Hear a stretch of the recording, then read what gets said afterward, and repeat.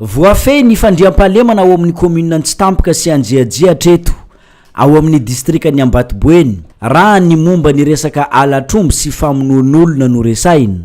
Tsy toy ny teo aloha intsony ny toedrara misy ao amin'ireo tanàna ireo fa efa mba milamindamina hoy ny tompon'andraikitra ao amin'ny kompagnie ny Gendarmerie-pirenena Ambatoboeny.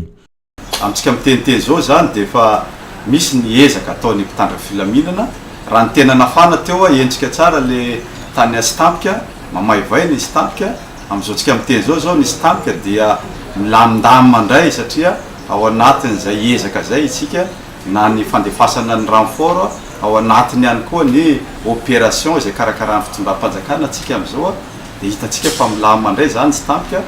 raha tsy laza fotsiny azao vovoro farany nisy saika hanafika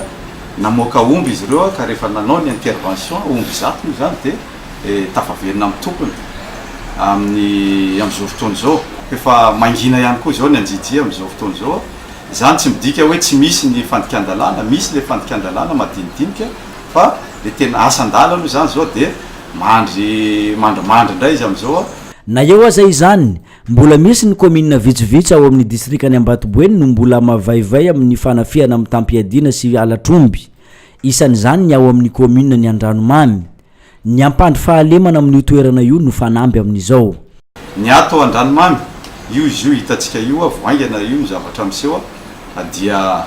ezana zany zay ahitana zay filaminana zay de misy ihany ny fandikan-dalàna iny misy fa dia tsy mitaray tana miempaka zany ny mpitandra filaminana amin'ny fitediavana ny olon-dratsy. Tsy aivona fa raha ny ato amin'ny Faritriboeny no resaina dia ny ao amin'ny distrikany Ambatoboeny no tena mafana amin'ny asan-dahalo. Ao anatin'ny fampiarana ny velam-pandrika iadina amin'izany mihitsy ny Gendarmerie-pirenena ao an-toerana ho iatrany ny fanazavan'izy ireo.